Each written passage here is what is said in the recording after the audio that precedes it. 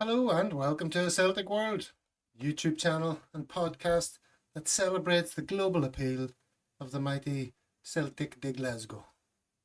From Garrow Hill to Grangemouth, Kelvin Grove to Kazakhstan, wherever you happen to be watching from, you're very much part of a Celtic World. Let's skip over the regular sight of Stephen and first of all, say hello to Martin in Hong Kong for his first appearance as a pundit, as a contributor. Hi guys, thanks for inviting me. Hope we don't make too much of a mess of it. Well, that's okay. That's all we ever do is muddle through, Stephen, right? Yeah, it's a very low bar, Martin. Don't worry about it. I'm sure you'll be fine. It's just a bit of self-deprecating humour. It's a very slick operation, and we're all media professionals, right, Steve? Yeah, that's it, What mate. you say? And we're always buoyed by the people in chat. It's good to see lots of you piling in there. Lots of usual faces wishing us good morning. Hello, panel. Monty giving us the rundown. He always likes to greet us by name. It's not nice, Martin. Although he calls me Dickie. He thinks I look like Dickie Attenborough from 12 Rillington Place or whatever that movie is. You ever seen that? Dickie Attenborough, Richard Attenborough, he murders some woman who's staying with him. It's a really old, obscure black and white movie that he forced me to watch so I'd know what he's talking about.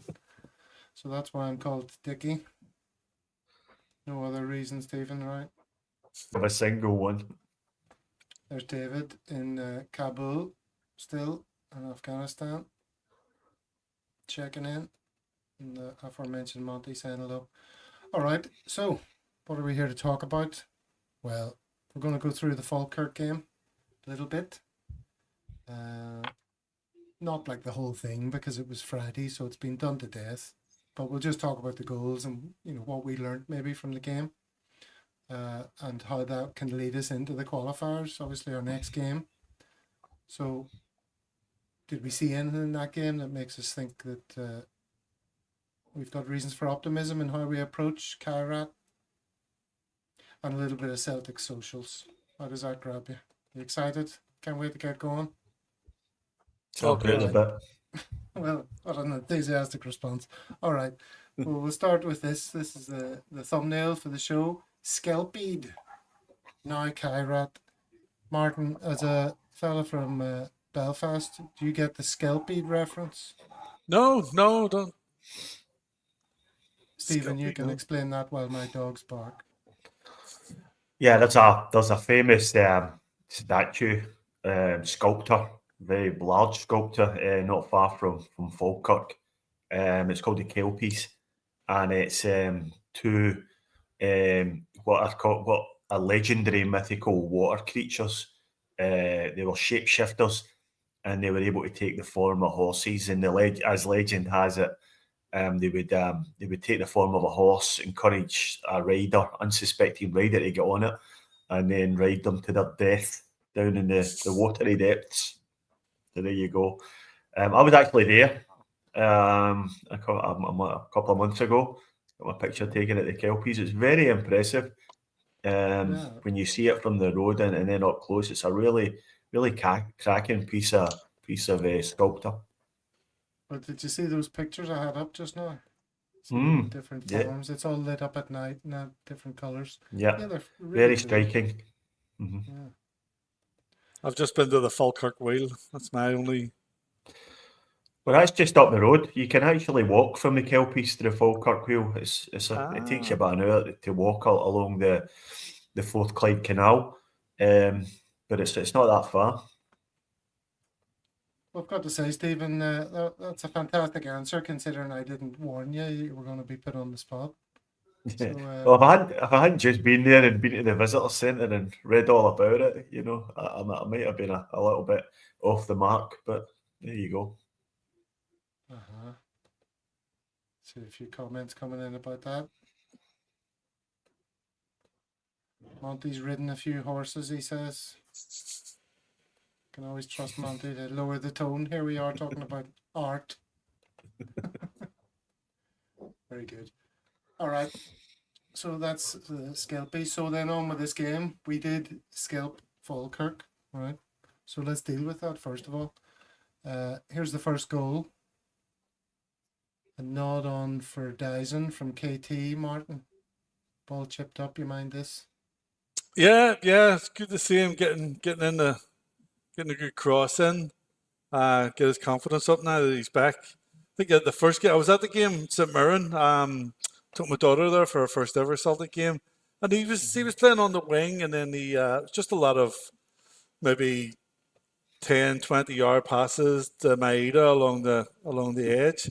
Nothing really getting into the box, and then he was taken off after 60 minutes. So it's good he's getting in the box and supplying some good good crosses in. This time with his head, which don't normally.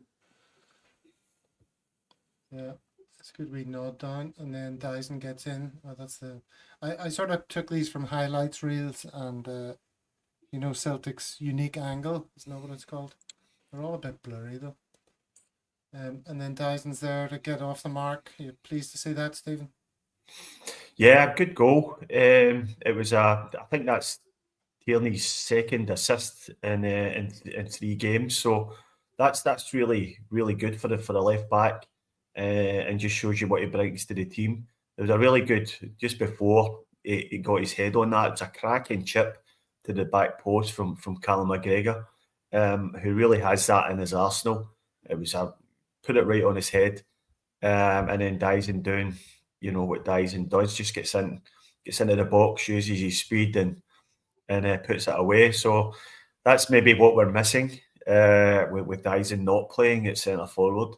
We might chat a bit about that later on. That's becoming a bit of a classic Steve-O comment now. Dyson doing what Dyson does.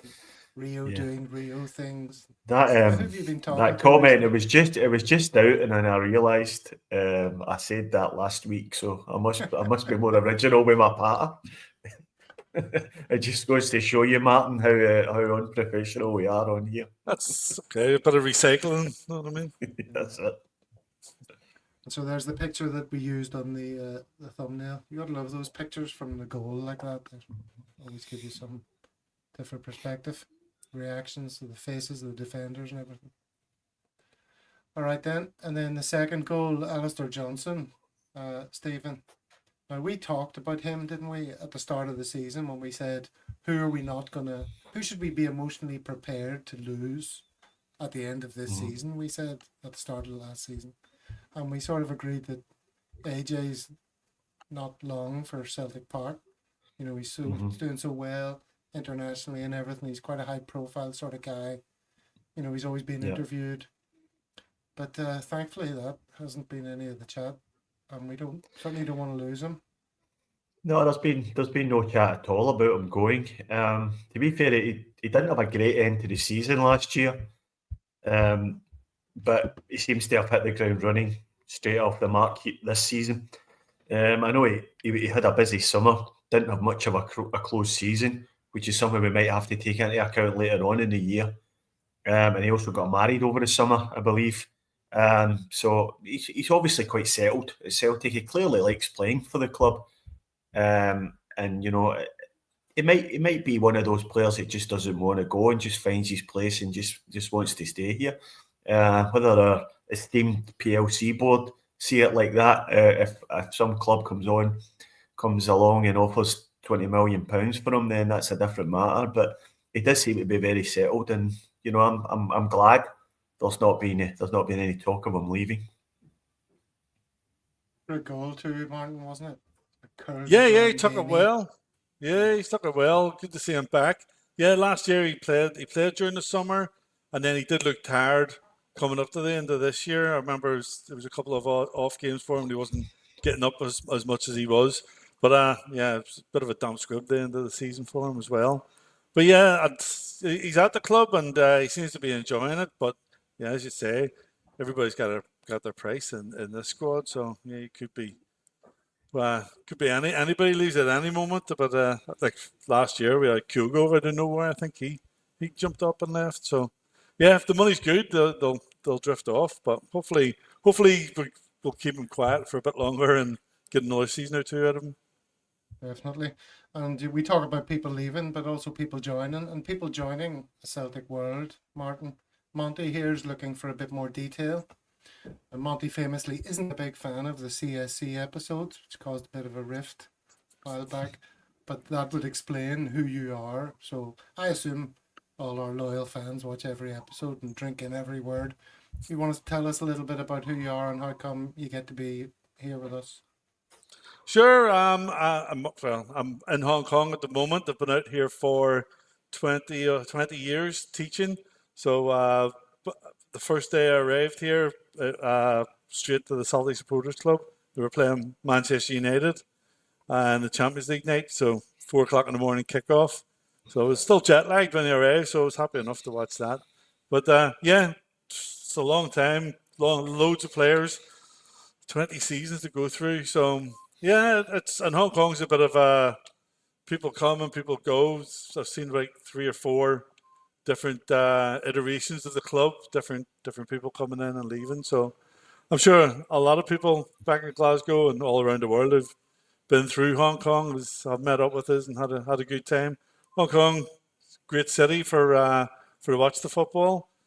Never sleeps really. You can get down to Wan Chai.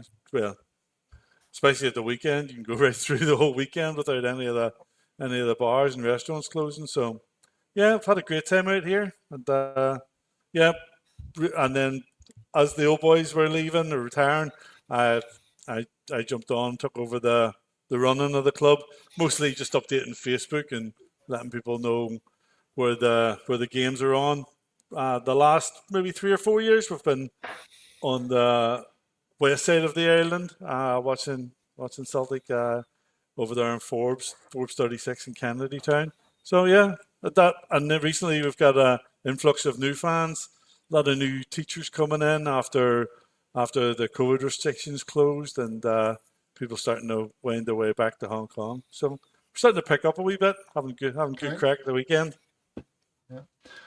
All right. Well, hopefully that satisfies Monty's curiosity as to who this Martin fella is, and of course, chatting to CSCs is a great source of, having people to come on the show, because many of us are in the same boat, supporting Celtic from far away, watching games at ridiculous hours of the night, and this sort of helps us sort of feel connected, I would say, to the club.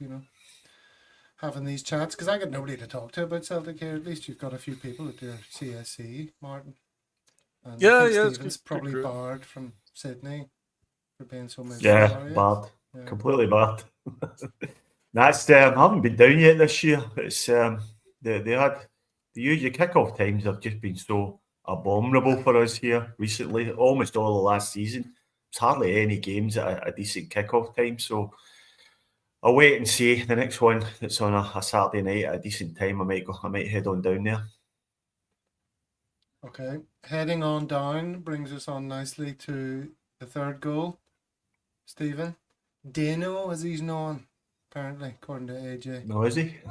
That sounds very Australian. It sounds Australian. Yeah, the Australians have got a habit of putting a O at the end of everybody's name, like Jono, Dano, that sort of thing. So, yeah, good, nice header. He's an absolute unit, isn't he, Dane Murray? If anybody remembers from maybe when he made his debut, I think it was in Angie's first season. He actually played in a Champions League qualifier against Midtjylland, and he was like just a skinny wee boy. But geez, he's certainly done everything he can to get himself in a good physical shape to be a centre half. And I don't know, I've got no insight as to whether he'll make it or not at Celtic, but he certainly put the hard work in, that's for sure, and deserved his goal. He got his head on a few corners and just wasn't able to direct them goalwards. But this one, it was an excellent. It was more of a flick than a powerful header, and he found the bottom corner. So great goal, and a great corner from Engels, who'd hit a number of absolute fantastic corners, a real weapon for us. And I'm not surprised we got a goal from one. And he seems to be a very popular dude, doesn't he, Martin, among the other players? Just like they were all. Oops, oh yeah, they were delighted for him when he popped that in, and then the Engels as well. The corners. The week before, we were taking short corners, and we're frightened to put the ball in, especially against St Mirren, who were taking short corners, going backwards with the ball. But Ingles was just popping them in every time, both sides as well. So, yeah, and the young man there, to be honest, I'd not heard much about him. I just was listening to the commentary on Celtic TV, and they said he's doing like a lot of bodybuilding work through the years there, and they were going on about Jada's injured at the moment. He's following that sort of same routine of building himself up while he's off injured. So yeah, he came back. He's a big lad. You don't think he'd bring Trusty in with him? Show him how to lift a few weights? That's what I'd like to see. I'd like to see Trusty bulk up a bit. Not be as weak as piss, as Brendan says. It's probably bench pressing him. Trusty had a good game though. Trusty was good. He was fairly solid, and he didn't bow to any. He didn't buckle under any of the physical pressure when the ball came up to him. So that was good, and he showed his pace a couple of times. Their front players were quite quick, and he matched them for pace and a couple of balls over the top. So that was quite nice to see. But just on Dane Murray again, if anybody's not aware, I mean, he made his debut. It must have been about 4 or 5 years ago now, and he missed like 3. I think it was 3 full seasons with a succession of knee injuries. He's had a couple of knee reconstructions already, and then a couple of seasons out on loan. So it's been a very stop-start. He was very highly rated when he was very young, when he was like 17, 18. But it's been a bit of a journey for him since then. So, you know, you would love to see it. You would love, because it's long overdue for us to produce one of our own through the youth academy who makes it as a regular first teamer. I'd love it to be Dane Murray. He was a bit loose with a couple of passes out of defence, but all in all, a fairly solid game and a goal to cap it off. He's a big fella, no doubt. Monty got a close-up view. Go for a John Hartson in there. All right then, fourth goal. Is this the fourth goal? Yeah. Good work from Yang, you have to say. The much maligned Yang, Martin. I'm a big fan. Well, I have to be a big fan of Yang. The Koreans pay my salary, so I'm always happy we get one of them. And the Korean guys in work see the Celtic tap to go Yang. Yeah. So I'm a big fan of the getting the Korean guys in there. It just helps me get the day in as well and work to talk about football. But yeah, he's popped that in there. It looks like Shin was waiting to pop it in the back, but was it Henderson got in there before him? Got a goal for Celtic. Yeah, it was an own goal, all right, but all made entirely by Yang. You know, as soon as you've written him off, he goes and does something like that, and you think, oh, you know, maybe he's useful enough to have around. Or do you, Stephen? No, I think I made my feelings about Yang clear last week. I think he's raced his run at Celtic, and as much for his own good as anybody else's. I think he did, you know, he contributed positively to the game, and got that, well, an assist. It was, we'll give him the goal, but that's his role. His role is coming off the bench with 15 minutes to go against tiring defences. If he has a role at Celtic, then that's what it's got to be. He's never going to be a starter for us, because any time he has been a starter, he's not produced. So I think he's been there long enough, and we haven't seen enough of an improvement for me to be keeping him around. So I would like to see him moved on the proviso, of course, that we replace him with another football player. And not just sell him and leave his space in the squad blank, which seems to be de rigueur at the moment at Celtic. So, yeah, I think going for it today. I've been reading. You're a very educated man. I see Lovett here making a point about Trusty. If you've got the skill, body, frame size does not matter, which is incidentally is an old chat-up line of mine I used to use on the ladies. To very limited success, because I never had the skill either, but never mind. We'll move on from that. All right, so what happened after that then? Well, the own goal, right? And then, yeah, Falkirk scored a goal. We should say, I suppose. Very nice finish as well. Would you put any blame at Trusty's door, Martin, or as an Irishman with kind of copper shades of hair, would you back him up? Oh, it sort of came out of nowhere, didn't it? They popped it up. I think nobody was. I've got abuse for defending Scales too many times to start defending Tuesday as well. So, but yeah, they got through 2 or 3 times on goal and sort of stung the goalkeeper's hand. He done well. Had a good save earlier on in the first half, but yeah, he's just a cracking goal up into the top corner. But yeah, he was running in free. But that was probably the 3rd chance they had of the game. See, that was a Freudian slip, Gav, because you actually said, would you attribute any blame to Trusty? When I'm sure you meant Scales. Did I just say Trusty just now? You did say, you said Trusty. Sorry, I meant Scales. So it's a Freudian slip there. Buddy's Irish, isn't it? It's blame and Scales, sort of. They're all go together.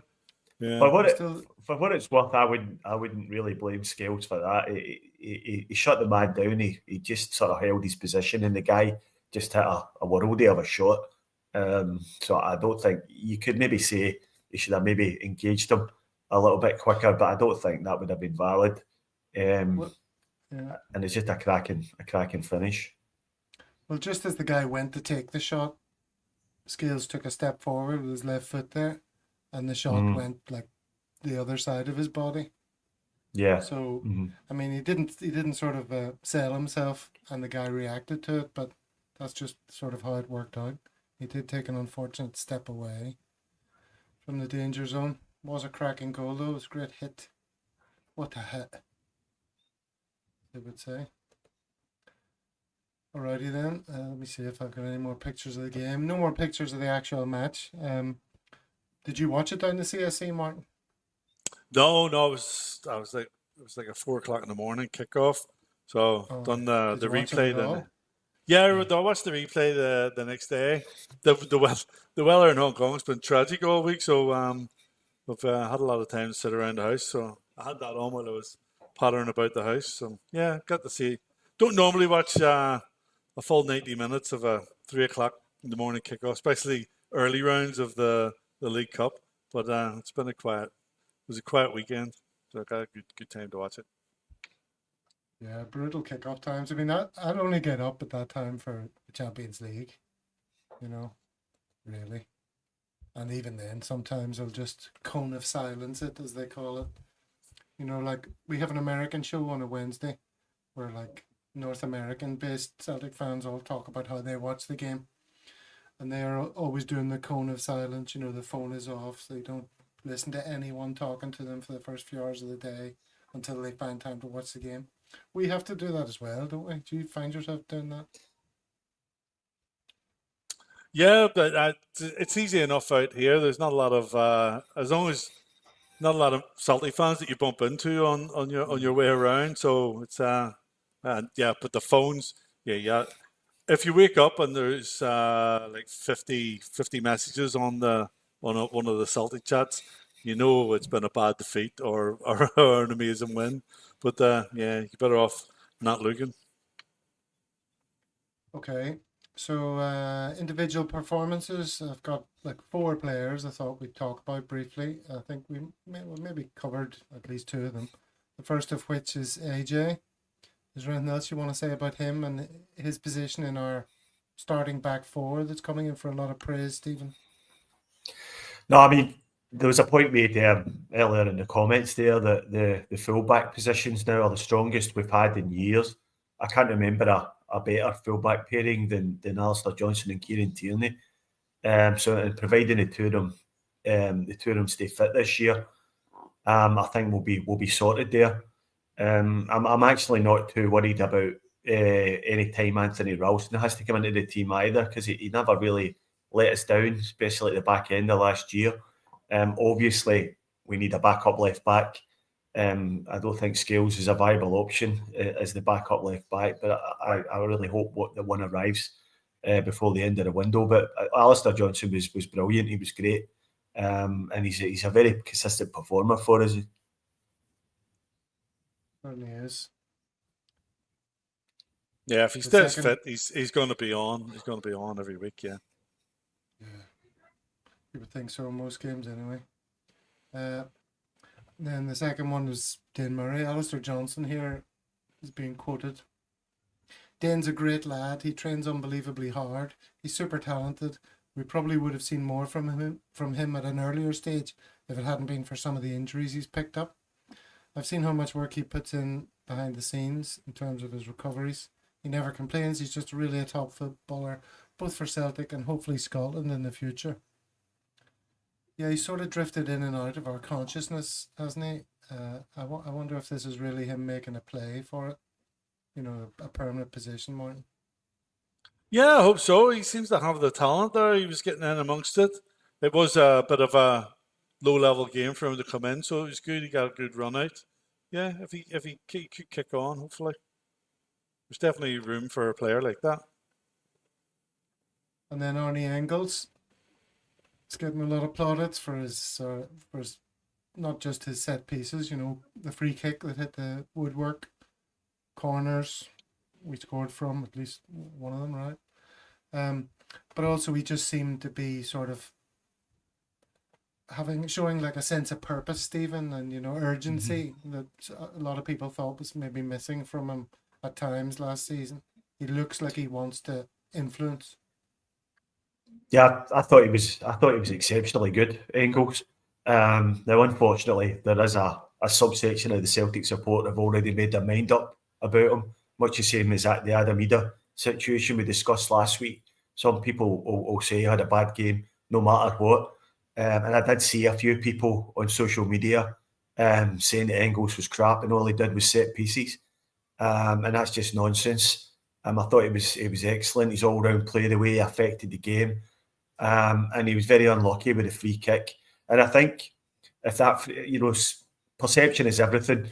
And if that free kick goes in, I think people walk away with a far different impression of his performance, if you know what I mean. I think he'd probably get the man of the match if that free kick had been a couple of inches to the left and bounced in, and instead of bouncing out. And I thought he was excellent throughout the game, and I would actually have gave him the man of the match above Alistair Johnson. But you know, I think there's definitely a player in Engels, and I think he will have a big part to play this year. And I don't think it's fair to say that they didn't play well out with the set pieces. I think that's not true. That's what Jezebel's saying there. You're not having it. Yeah, I'm not having that. No, I've seen a lot of that. You know, there are a few notable Celtic faces on social media. One of the worst is Ken. You know, that Ken guy that signs off all his social medias is with his name Ken, and he just hates Engels. And he was going on about Engels set pieces all right, but the rest of his game needs to improve. But I think he was great. I think he played really well.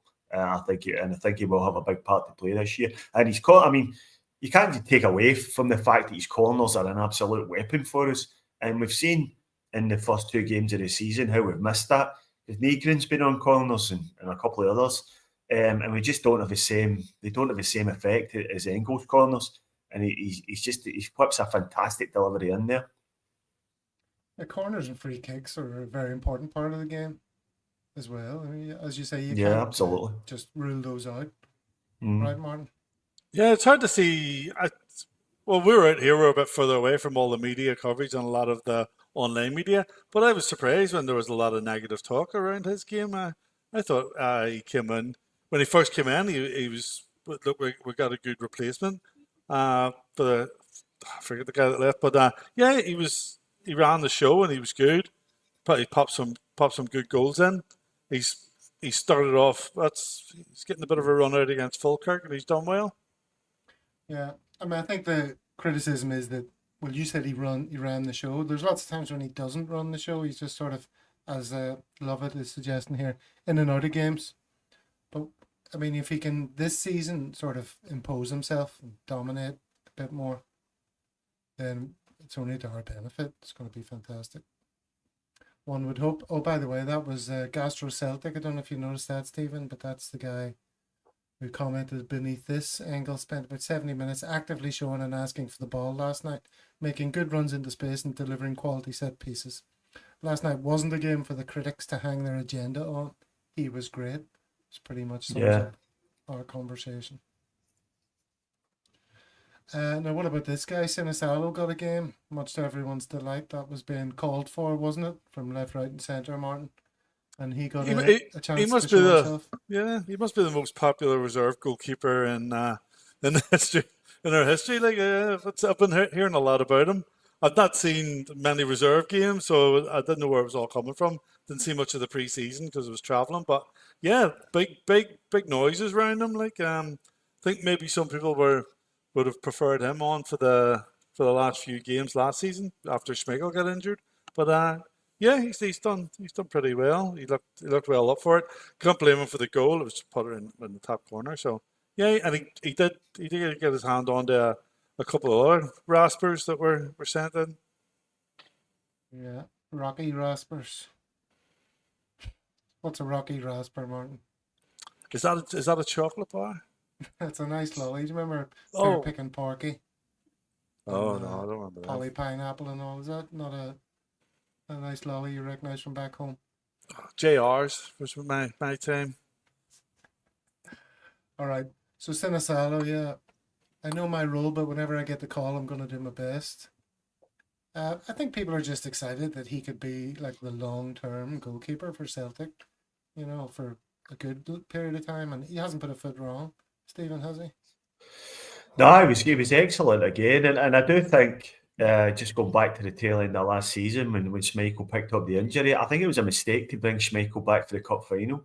I think he should have stuck with Sinisalo for that. And there was no point in taking any chances. And I think the goal we lost, which let Aberdeen back into the game, it was an example of why we shouldn't have done that. It was clearly Schmeichel was affected by his injury and wasn't 100% and didn't get down well to smother a cross. I don't think Sinisalo would have been caught out like that. And he's done nothing wrong. And he's looked very comfortable as a Celtic goalkeeper. And I think this is the first time in years where we've had a backup goalkeeper as good as that.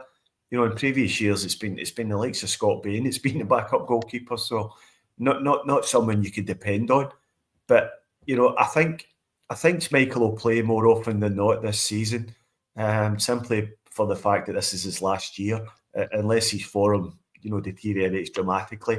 But we know that Sinisalo knows himself that next year, he'll get first crack at the number one position. So he'll get plenty of games this year, Sinisalo, particularly towards the end of the season. Schmeichel sort of winds up his contract, and in preparation for next season, where he will definitely be our number one.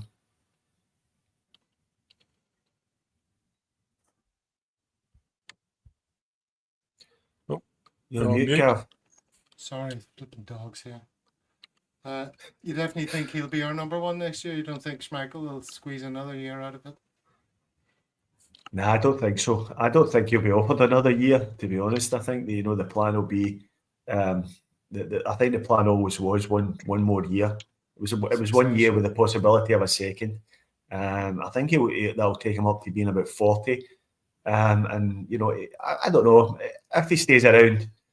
He might stay around, but I think he would be staying around as a number two goalkeeper if he did. So I think Sinisalo is definitely coming on well, and he's ready to be the number one.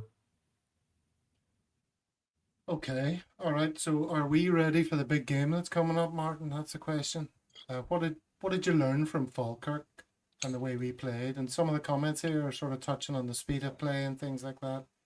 Yeah, I think that it's definitely. I don't know whether it was just the opening season jitters, but or were they told to go a bit differently at the Falkirk team than the St Mirren game? But it definitely felt faster. The first 5 minutes, I think there was more crosses into the box than there was in the whole first half against St Mirren. A lot of slow play and build up and trying to break them down. So maybe it was just the way St Mirren were playing as well. But yeah, I think they can go at Almaty and if they go at them fast, especially at home, just overrun them a wee bit. I think the way they played against Falkirk is a better preparation than the opening day. Yeah, definitely. You said the first 5 minutes there. That seems to be one of these key things that Brendan's been battering into them. The first 5 minutes. And to me, that's good psychology, Stephen. Like, if you tell people first 15 minutes, first 20 minutes, that's quite a big window of time to get your head around. But if it's like, I want you to be going hell for the first 5 minutes, close them down, move the ball quickly, take the throw-ins as fast as possible, your brain can cope with really doing that and putting the foot in the accelerator for the start of the game, right? Do you think? Yeah, definitely. The start of the game is the most crucial period for us, especially in games against teams that are going to sit in deep. You have to knock them off because they're going to come out they'll come out the dressing room as well with the instructions fresh in their mind about what all the roles are, their individual roles defensively. And if you can knock them off of that early doors, then you can knock their confidence back a bit, and it makes for a whole lot more comfortable game. And I did note it was noticeable. You mentioned throw-ins here. It was noticeable that we were running to take throw-ins, and that's something I don't think I've seen since Angie's time at the club. When every ball was back in play with zero delay to put pressure on the opposition and not let them get into their structures. So yeah, definitely encouraging signs that we've kind of upped the tempo a bit, especially in the early part of the game, and we'll need to do that against Kairat because they'll be another team who'll come and just try and frustrate us and hit us on the break. So the sooner we get a goal ahead against them, the better, and that will make for a much more comfortable game. But the longer it goes at 0-0, it becomes very, very stressful. And the crowd will get stressful and it becomes more difficult. So the first 15-20 minutes of the game, absolutely crucial.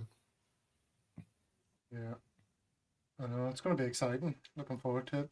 And so other than that, I hope he's also given the instruction that we need to take more shots, pepper the goal, from the edge of the penalty box. We haven't done that much this season yet, but it's such a fertile hunting ground part of the pitch for us, with Hatate and McGregor and various others having a punt from there. What else would you be telling the boys, Martin? Would put yourself in Brendan's shoes.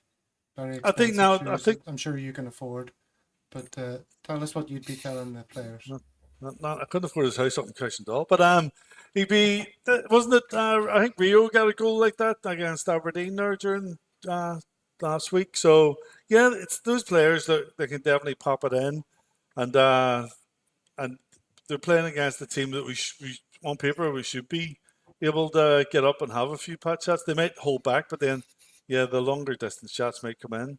And it's if you remember, we went to Almaty a few years ago. I remember trying to get flights up to it because it was bordering China here. So, but there was no direct flights. But it's a tough place to go, and I think we conceded a fair few goals when we got there as well. We were like three or four goals we conceded in that away leg. So it's not somewhere you want to go with a slender lead. We need to really do a good job at Celtic Park.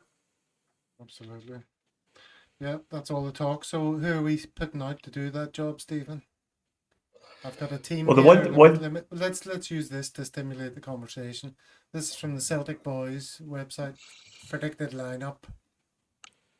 Now I don't know about predicted lineup. Is this what Rodgers is going to do? I think this is what they think Rodgers will do, and it's like playing it pretty safe. I would say that lineup. Yeah, but that's been that was the lineup that started the game against Aberdeen last week. So I think it's probably a reasonable shout. But one thing we learned from the game on Friday night was that neither Johnny Kenny or Shin are good enough to be playing as a striker for us at the moment. So the choice you have up front is either Ida or Maeda through the middle. And if you want to do that, then you have to shuffle around the wide players. So I think he will go with Ida at centre forward to start the game. I'm not too sure whether he might try Nygren in one of the wide areas, and then maybe move him central, or maybe the other way around, start Nygren central and bring Engels on later in the game. And that comment there, I 100% agree with that. I would play Trusty instead of Scales, because we really need somebody who can progress the ball from defence into decent areas in midfield, and I don't think that's Liam Scales. So I expect Nygren to be in the team somewhere, whether it's in midfield instead of Engels or whether it's in one of the wide areas. But apart from that, I think he's pretty spot on there with the team. Can you picture him playing Nygren wide, Martin, having not done so yet? And then He has, though. Yeah, he played him wide against it. Not from the start, but in the later stages of the game against Aberdeen, he pushed him on the right hand side and brought Engels on into the middle. So, in fact, I think he's done that in 2 out of the 3 games so far. So, we have to live with the fact that James Forrest can't play the full 90. So you need to make a call there as to whether you're going to start him and get the first 60 or finish him and get the last 30 or somewhere in between. But he's not going to last the full game. Yeah, any thoughts on that lineup, Martin? Yeah. Well, it's still amazing that Forrest is one of the best players on the team. Like, he's coming in. He changed the whole game against St Mirren. I thought he was just thrusting into the box instead of passing it around. But but he can't play the whole game. There's just 5% of Ida's game missing at the moment. Like, he could have had 4 or 5 goals this season already. He's been so close, rattled the bar, had some saves as well. But it's frustrating. But it's that 5% more he needs. But maybe against one of this team where he's going to be big and strong, they push through and get some goals that could start his season off, or he's just going to be aggravating us until the 60th minute and he gets pulled off. But yeah, let's see. I think that's going to be close to the starting lineup. I think maybe Scales could be swapped out, but he does. Brendan loves Scales. He seems to be the first name on the sheet there. He's getting a lot of game time, so we'll see what happens. But he should be reasonably safe for the home game. But going forward, they might want to change it up if we're not getting a few goals in by half time, I would say. Well, there's Monty. You got to has remember changed up his starting lineup, but there's quite a few there. I mean, I think that's, Monty's wishful thinking, but as somebody else says just a little bit further down here, BR's a kind of predictable dude, isn't it, when he comes to lineups? So I think he is going to do what's on that Celtic Boys page. Sorry, Stephen, go ahead. Yeah, you've got to remember as well, I think that Kieran Tierney probably won't last the 90 minutes either, so Scales is going to have to play a bit of time at left back. So, whether you want to start him at centre half and then switch him into the left back role, or just start Trusty and keep Scales on the bench, I think that's what I would prefer to do. I think we do need Tierney. Tierney was brought back for these types of games, so we need him to impose himself in the game. We need him to, add a bit to our attack, because we don't have as much coming from the wide areas as we did last year, and I think that's where one of Kieran Tierney's strengths is, as we've seen in the early games of this season. So looking for a big game from Kieran, and I think Trusty would be my preferred centre half to partner CCV, because he seems to be better on the ball, and he can find a better pass into the midfield areas where we're going to be struggling for space. And we need an accurate passer there. And you saw again against Aberdeen where Scales gave the ball away a few times coming out from the back. So we can't afford that in this sort of stage, and that's why I would prefer to see Trusty in there. But Martin's right though. Brendan loves Scalesy. You Irish boys sticking together again. I'm not too sure whether he will do that or not, whether he'll go for the big ginger at the back alongside CCV. So you never know. So we need to wait and see on that one, but that's what I would do. And so how confident are we of a resounding victory and one that lets us, go to Kazakhstan with a degree of confidence, Martin? I'm fairly confident. If somebody had told me that was our playoff opposition a few weeks ago, a month ago, I would have ripped your arm off for it. It's as good as an opportunity as you're going to get. We've down through the years, we've not made it through this round a few times against some big opposition, Arsenal and things like that. But we're going through the champion sort of draw for it. We've got them. We're only ourselves to blame if we don't do it at Celtic Park against a team from Kazakhstan, basically. You know what I mean? So I would say I'm fairly confident, and it's as good a chance as we're going to have.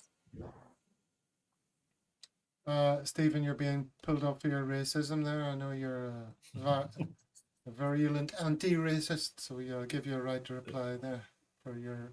Yeah, it's all in jest, obviously. I'm half Irish myself, so I can't. Oh, I think it was the ginger comments. What was the racist? Ginger's not a race, so is it? Surely. I don't know. People are self-identifying as gingers now. Yeah, I think we can be pretty confident about it. What about the bigger picture then? About players joining. Have we any more confidence of players joining? Like, are we waiting for Strelec now that Slovan Bratislava have been put out of the Champions League running by Kairat? Do you think we're waiting for players like this? Is that part of the delay, that clubs don't want to let go of them until their own situations are clarified too? What do you reckon to that, Martin? It's a mystery every year, and then the PR stuff comes out. Oh, we tried and we didn't get them. We don't know who they were after to begin with, and then we got who we wanted. If they feel like it's a good one, it seems they've gone on longer this year because there wasn't that much football during the summer. There was no big competitions other than that one in America. But yeah, it feels like we've been waiting longer this year because there's been no international games, so people are getting a bit more stressed about it. But I don't know how many days are still two odd weeks before the window slams shut. Still, there's a lot of times we've got a lot of players in these 2 weeks. Got Ida in last year, but don't know if people say panic buy, but we'll probably go ahead and do something like that again. Yeah, I would expect a one more big signing or a big signing to come in the next 2 weeks. Relic, Balakwisha, who else Stephen's going to pour in once we're looking like we're getting past Kairat, no bother, or once we officially. Well, I mean, historically, if you look at previous years where we've had to play a qualifier and we've got through it, we haven't made any big signings or very few big signings after, because there's only a few days after the second leg's finished till the end of the window. So that just doesn't happen. And historically, all our better signings have all been earlier in the window when we've had qualifiers. That is, so that this whole notion that we're waiting on the qualifiers, it's just not valid, or it's not borne out historically. I find it absolutely disgraceful that they were going into this tie without the correct players already in the door and up to speed. I mean, if you're asking about my degree of confidence, Gav, I'm not 100% confident that they will get past this team, and that's a damning indictment on the recruitment. Because if they had signed a couple of decent wingers and another striker, I think we'd be more or less certainties. Because as Martin very correctly said, this is the best draw we could have got, or certainly close to the best draw we could have got, notwithstanding the travel issues. And the fact that we haven't even brought in a winger to replace Nicholas Kuhn, and we're asking ourselves the question, well, what do we do with James Forrest after 60 minutes? James Forrest should be on the bench for this game with a first choice winger starting the game in front of him and coming on for the last 10 minutes if we really need an injection of pace from him. And the fact that we're not is disgraceful. And if we lose if we do conspire to lose this tie, then it all sits at the feet of the recruitment team and the board, who've really dragged their heels. And you know, I don't want to go on a rant about this. I ranted a bit about it last week, but with every passing week, it gets more and more ridiculous. It's all going to work out beautifully in the end. That's what I say. I don't think I'd be surprised if Celtic sign another single player this transfer window or permanently. I'm surprised if they don't sign another two. No, I think they'll sign a couple. I think they'll bring a couple of loans in, maybe in the last week of the window. But if anybody can offer me an explanation as to why we haven't signed players up to now, a reasonable explanation, then I'm all ears. I'd love to hear it. But there is no reasonable explanation why we're sitting here with close to potentially, we don't know for sure, but somewhere in the region of 80 to 100 million pounds in the bank, already having banked 20 million pound this summer from transfers. Why we haven't already signed a couple of wingers, which we desperately need. There is no reasonable reason why we haven't done that. And it's just not acceptable. Okay, well, I don't think anyone can argue with you on that. But again, I plead to wait and see how things pan out before drawing any definitive conclusions about what's going to happen. Well, we're here to offer opinions, Gav, so that's what I'm doing. I know. No. Well, this is that. There's the people. This is how I cope with it. I wait and see. The people that do have these excuses, I'll never tell us them. So are they holding money back because they don't expect Rodgers to spend it wisely? Are they holding it back because that's there's a certain percentage that they're working to? We'll never know why. There must be a reason why they're holding back, but the people that know the reason, the people given the reasons, they always keep quiet about it. I think it's because they're living in fear of the future coefficient issue. But as we've discussed 1,000 times, the way to address that is to be proactive about improving that picture, rather than meekly accepting declining European status.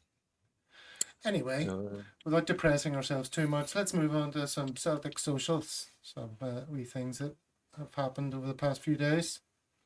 Don't know if you've seen this, but this is a Canadian player by the name of Aisling Strychek, 22-year-old Canadian, as it says there in that picture. 11 years on, back at Paradise, now at home. So good luck to her. Also, it's nice to see. It's nice to see, though, isn't it, that we actually are capable of signing players, albeit for the women's team. So we haven't lost the pen that we used to sign contracts and anything. It still does exist as a thing. So that's positive. Well, what's also positive is checking out what's going on with Jacinta these days. She has just signed for, is it Sassuolo, another team that plays in green. She went from us to Sporting and now to Sassuolo. So that's clearly her colour. And then that got me thinking about, oh no, here's another one. Vinicius Jr. liking Jacinta's post on Instagram and thinks we can't see him. That's quite funny. Vinny Jr. clicking like to that when he's up late one night scrolling. Okay. Got me thinking about our man Starfelt and, you know, what's his situation? Is he going to be angling for a move now to Italy to follow his missus? But Celta Vigo back in Europe at the end of last season. So they're playing in the Europa League. They finished 7th last season. So he appears to be happy there. Martin, we made quite a big deal of how we were edging towards 1888 subscribers. An episode or two ago. That's now been reached and breached. We're delighted to be able to announce. And we were at that. And then these are the people, which led me to believe that subscriber 1888 was Dominic Dorazzi. You see that name here? My math is correct. Dominic Dorazzi has the privileged position of being the 1888th subscriber to a Celtic World, hooray! And he wins David's tattoo. David's a Celtic World tattoo. So, Dominic, you can expect David to turn up at your doorstep someday with a pack of needles and some ink to decorate perhaps your buttock. I suspect Stephen is the best place for that, wouldn't you say? Yeah, I think that was designed specially for the buttocks, wasn't it, that one? Well, if David has anything to do with it, you can be certain of that. But, I was messing about with the what do you call it, the analytics and stuff on YouTube. And the way you sometimes see people saying, oh, subscribe. Loads of people who watch this show don't subscribe to the channel. Like half of you aren't subscribers. I think for us that figure's even more outrageous. I just looked at one video that I chose, and not subscribed 68%, only 31.9% have subscribed. So that's ridiculous. There's other channels who have got far more subscribers than us, but their video views are much smaller than ours. So I think I'm not doing a good enough job, Martin, of saying like and subscribe and all that stuff. Hit the bell. Yeah, I've subscribed to loads of stuff, but that doesn't do. You're a subscriber, but that's about it. Doesn't affect your life too badly if you hit subscribe, other than watching them. Right. It's already got your algorithms by watching it. There you go. It doesn't affect your life too badly to subscribe to a Celtic World. That's how we're pitching it. Or here's another way. There's worse things in life. There's worse things in life. Hello, lovely boys. I love the Celtic World. I do. Absolutely brilliant. If you haven't already, subscribe immediately. Do you like that little Welsh accent there, Martin? There you go. I was all wonder what happened there. That frightened the life out of me. I think that's why we don't have as many subscribers. Yeah, if you haven't subscribed, get to it. Come on. We're pushing up now for what will be the next auspicious number, Stephen? 2K. The year 2K. No. But before we get to that, 19... 167. I was going to say 1916. Dear. Controversial. Right. We don't come here for the politics. A little bit of politics. What else is in the news? Hibs beat Livingston to set up a cup tie against Sevco. You saw that? Could be tricky for them. David Martindale was pictured after the game looking pretty unhappy. I don't know if you saw this one.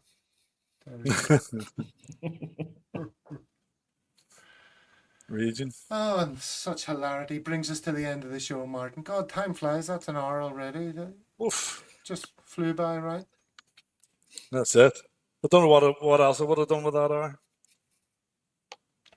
Oh, look at this, Stephen. These are your fans who you met in the Celtic Superstore. Oh, back in yeah. Glasgow. Yeah, well, it's nice to see them commenting. Great to meet you guys. And yeah, thanks very much for your kind words. Would it change you if you'd had over 2,000 subs? No, I'd still be an insufferable arse at 2,000 and above. Doesn't really matter. Well, we're not all about the numbers, but it'd be nice to know people are watching. Have you seen just before we go? Have you seen the Twitter spat that's been going on today between two famous Celtic accounts? One is the legendary Boys View. That guy that's just constantly negative. And the other one's a guy called Hoopsman Brian, a guy who appears from time to time and claims to be an in the know and predicts all sorts of transfers. I don't know how much he's ever had right, or I think he's maybe just another bullshit artist. But two of them are at it today on Twitter, so it's really quite funny. So you go and check it out. I doubt Boys View has many supporters.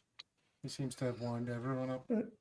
Yeah, he seems to get he gets a lot of comments under his tweets that sort of agree with him. And to be honest with you, a lot of the things he says are not far off the mark, but he's just consistently negative about everything. He just finds a negative in absolutely everything.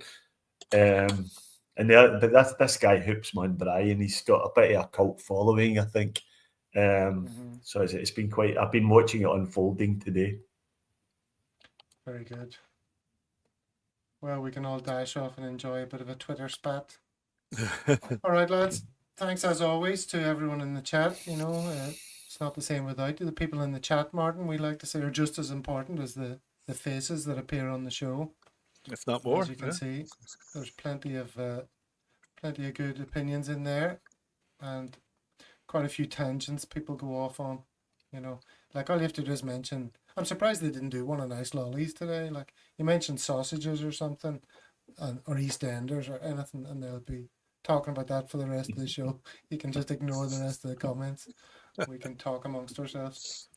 But yeah, it's always good. Even some disagreements there, Jezebel and various others debating angles and the like. All right, everyone's saying goodbye to us. It's time to knock off. We'll be back on Thursday, which is pretty exciting to talk about the Champions League. Also, the Wednesday American show, which goes out at 8 p.m. Eastern on Wednesdays, which is like midnight or something on Wednesday night. So that'll be after the Champions League game. You can catch their views on it. That'll be the first A Celtic World that's on after the game. All right. Until next time, lads. Thanks very much, Martin. Congratulations on your debut performance. I think we can call it you scored a late goal to crown off a superb performance. Well done. There we go. I'll take that. And Stephen, stalwart as always, the Calmac, the metronome of A Celtic. The midfield general of the podcast. Yeah. Thanks, Gav. All right. Until next time, let's get a big victory in Europe. Until then, hail, hail. Hail, hail.